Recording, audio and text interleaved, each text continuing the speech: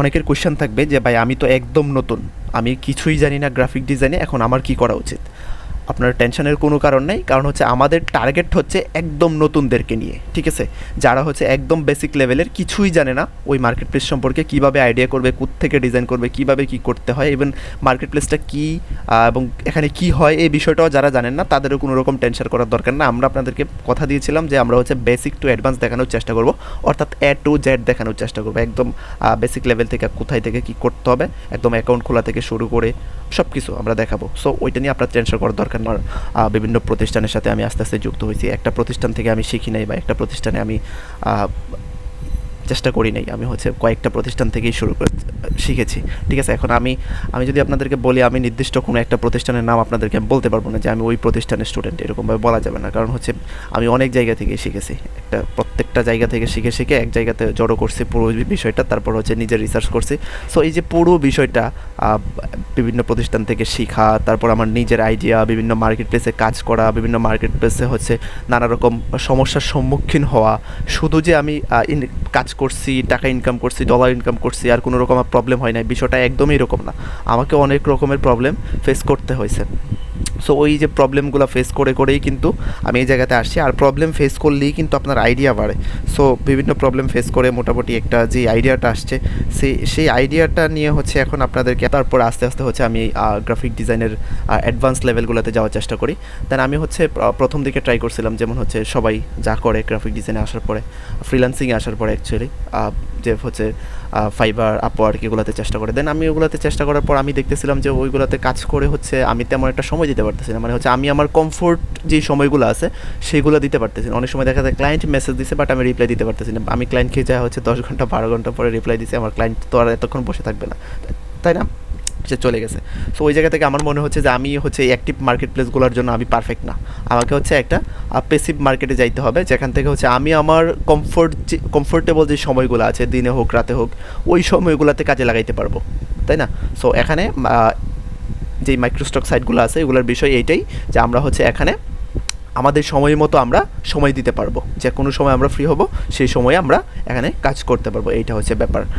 আর আমাদের সাথে হচ্ছে আমাদের ঐশী আপু থাকবে, আপনারা দেখতে পাচ্ছেন আমাদের অ্যাডমিন। সো ঐশী আপু কিছু বলবেন? আচ্ছা, আমাদের ঐশী আপু হচ্ছে আমাদের গ্রুপের একজন অ্যাডমিন হিসাবে থাকবেন।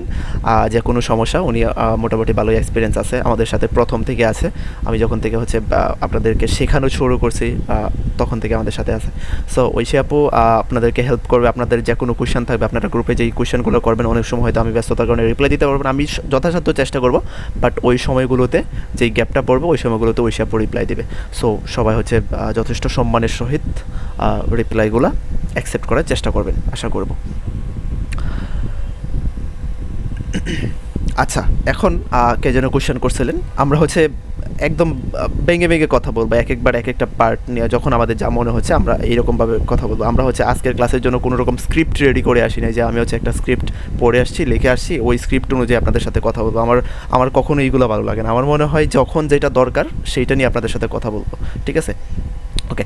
সো এখন অনেকের কোয়েশ্চেন থাকবে যে ভাই আমি তো একদম নতুন, আমি কিছুই জানি না গ্রাফিক ডিজাইনে, এখন আমার কি করা উচিত?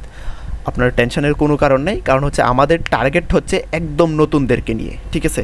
যারা হচ্ছে একদম বেসিক লেভেলের, কিছুই জানে না ওই মার্কেট প্লেস সম্পর্কে, কীভাবে আইডিয়া করবে, থেকে ডিজাইন করবে, কীভাবে কী করতে হয়, ইভেন মার্কেট প্লেসটা কী এবং এখানে কি হয় এই বিষয়টাও যারা জানেন না, তাদেরও কোনো রকম টেনশন করার দরকার না। আমরা আপনাদেরকে কথা দিয়েছিলাম যে আমরা হচ্ছে বেসিক টু অ্যাডভান্স দেখানোর চেষ্টা করব, অর্থাৎ এ টু জেড দেখানোর চেষ্টা করবো, একদম বেসিক লেভেল থেকে কোথায় থেকে কী করতে হবে, একদম অ্যাকাউন্ট খোলা থেকে শুরু করে সব কিছু আমরা দেখাবো। সো ওইটা নিয়ে আপনার টেনশন করার দরকার নেই। এখন যারা হচ্ছে অ্যাডভান্স আছেন, যারা হচ্ছে মোটামুটি ভালো আইডিয়া আছে, কাজ করতে পারতেছেন, ইনকামও ছোটোখাটো ইনকাম হচ্ছে, তাদের কি করা উচিত? তাদের হচ্ছে অনেক সময় আমাদের বোঝানোর সময় আপনাদের অনেক জায়গাতে বোরিং লাগবে, যে ভাই এগুলো তো সিম্পল ব্যাপার, এগুলো তো সেলিমেটার, এগুলো কেন বোঝাচ্ছেন, মনে মনে এরকম হবে, হয়তো প্রকাশ করবেন না, বাট আমি আপনাদেরকে বলবো যে যেহেতু প্রকাশ করবেন না, প্রকাশ করার দরকার নেই, ঠিক আছে? কারণ আমাদের টার্গেট হচ্ছে যারা হচ্ছে বেসিক লেভেলে আছে তাদেরকে নিয়ে যাও। আপনার যে অ্যাডভান্স লেভেলে আপনি আছেন সেই জায়গায় তো আমরা যাবো, দুই একটা দিন পরে, একটু সময় পরে হয়তো আপনার লেভেলেও আমরা যাব।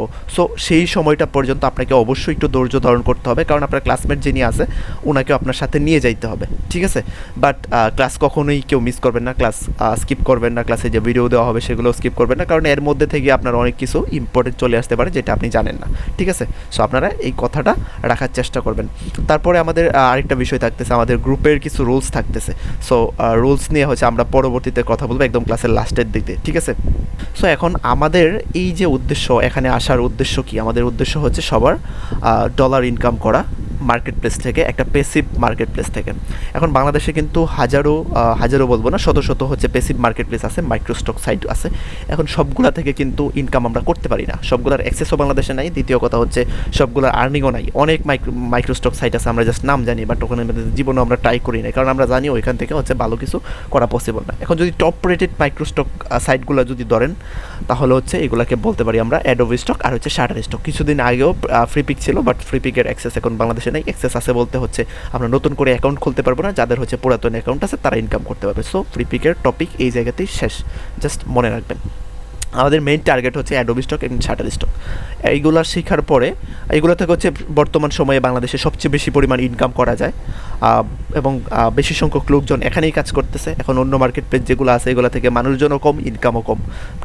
বাট তারপরেও যদি আপনার কাছে মনে হয় যে ভাই এই মার্কেট প্লেসটা ভালো, আমাদেরকে কিছু আইডিয়া দেওয়ার চেষ্টা করবেন। তারপরে হচ্ছে আমরা কোর্সের লাস্টের দিক দিয়ে ওই মার্কেট প্লেসগুলো সম্পর্কে আপনাদেরকে যতটুকু পারা যায় আইডিয়া দেওয়ার চেষ্টা করব, ঠিক আছে? আমরা হচ্ছে আমাদের যেই জার্নিটা আছে এটা কভার করার পরে, ঠিক আছে?